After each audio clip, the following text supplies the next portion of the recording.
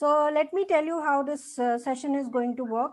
Initially, we will begin with talking about communication, the course that we have discussed. If you have any questions so far about the course, you can shoot them, or else we'll have a quick review of whatever we have covered in the session. And then we are going to also talk about what is this drive all about. Then we are going to select one person as a case study where we are going to show you how you can actually transform transform the way you give your personal interview. And we are going to have a mock session which Ganesh is going to take. So are you all ready? How many of you are ready to take this mock session? This is a great opportunity. You actually have an employer with you right now, and he is a great coach, a great guide, and he is going to give you some really good insights on which are the areas that you need to improve. Tell us. So you said like why we may not be confident, right? While we face with somebody, even if it's a conversation or an interview. I think at times we are not sure about ourselves or our skills. Maybe I think like Right. we are not equipped, or there's something lacking somewhere where we Okay. need to add up on something. Okay. So yeah, as correctly said, that you are not confident about your skills. Okay. Now, how many of you actually know what are the core skills that you have that your employers are looking for? So you know yourself as a person. You know that you have studied somewhere. You know where you have graduated. You know your subjects, but there are some skills. When employers come to you, they are not looking for the subjects that you have studied. They're looking for skills. They are looking for a person who is ready to launch in the market. So let's take it from this perspective, that when you are appearing for an interview, you are looking for a job. Do you have some expectations? Do you want your employer to give you a good salary? You do, right? Do you have this expectation that your office must be hygienic, healthy? Do you have this expectation? Right? Right. Do you have the expectation that your employer, whoever is your boss, is more knowledgeable than you? Do you have this expectation? Okay. Do you have the expectation that you'll get at least one day off, Sunday off? You do have Yes, we expectations, do. right? What if an employer says, okay, I'm not going to give you even a single day off, and I'm not going to give you the salary that you're asking, but I'm only going to give you 50% of the salary. Okay. And the company is big, amazing company, but they are putting these terms before you. And then they say, this in office, we don't have a permanent seat for you. You have to come fast to the office. And it's like, that chair game that we play. Whoever comes first will get a chair to sit. Otherwise, you have to stand and work. Will you work for that company? No, right? You will reject. Even if you're not in a position to actually do any rejection because you're desperately looking for a job, you will still reject. Why? Because the company is not meeting your expectations. So that's the same story even with employers. They are having some expectations that you must meet. If you want the company to meet expectations that you have, you should also meet the expectations that company has.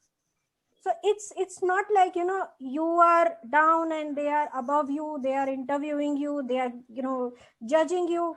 No, think of it like a conversation happening between an employer and an employee, a potential employee. So it's like we are doing a mutual discussion, and so decide. So this discussion is happening so that we both can decide whether you are fit for me or not. You also decide whether the company is fit for you or not. If the company is not giving you enough compensation, then you're not going to go join, even if it looks amazing, even if they have a swing by the side and you can just swing and start working like Google. You're not gonna go to that company if they are not meeting your expectations. So think of it like a discussion happening between you and another person. That other person, he was also once in your space, your place. He also joined the company. He's not the owner of the company always. Sometimes you also get to, be interviewed by the owner, but your first interview is normally never with the owner. Your first interview is always the person who is working on the job, and this person, he needs you to join him to help him do better work. So can anybody tell me what will be the expectations? We discussed about the expectations that you have from the employer. What will be the expectation of the employer? So they would like us to fit perfectly to the T, to the profile or role that we have been chosen for, or we are applying for.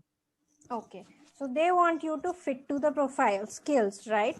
Shakuntala says skills they are looking for, absolutely. So what are these skills that they are looking for? Suppose you have studied in a college. Does college teaches you professional skills? What does college teach you? They'll teach you some subject. Soft skills maybe, because Soft skills, right? Soft skills definitely needed. So does your college teach you soft skills?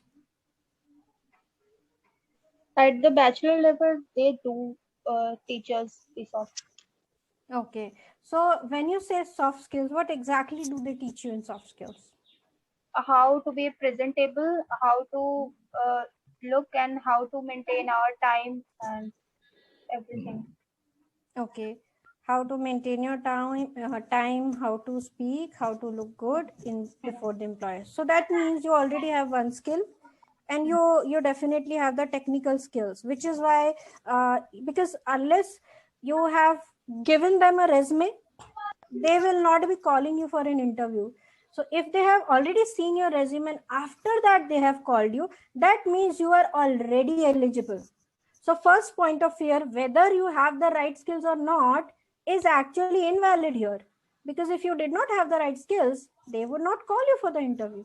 Even if you're a fresher, maybe they are looking for a fresher. That's why they have called you. So if you have crossed that barrier of, rejection of your CV itself, then you are already eligible. You already have the knowledge. You already have the skills that they require. So there's nothing that's actually missing in you. But still, there are a few things that these employers expect more than these technical skills. What are those skills? Any idea? First question. So everybody is reading it, which is perfect. Good. So your first step is good.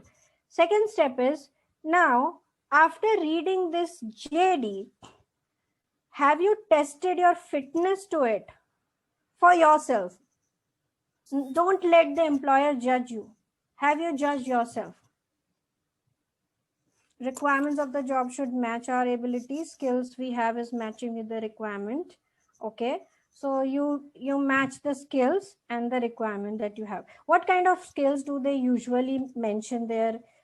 Do you remember any of the JDs that you would have read, other than that being an engineer or being a graduate, other than your academic qualification? What are other skills that these employers mention? Eagerness to learn, Eagerness to learn. willingness to learn, yeah. Yes, eagerness to Adaptability learn. with the team. Communication, perfect. Public speaking, experience.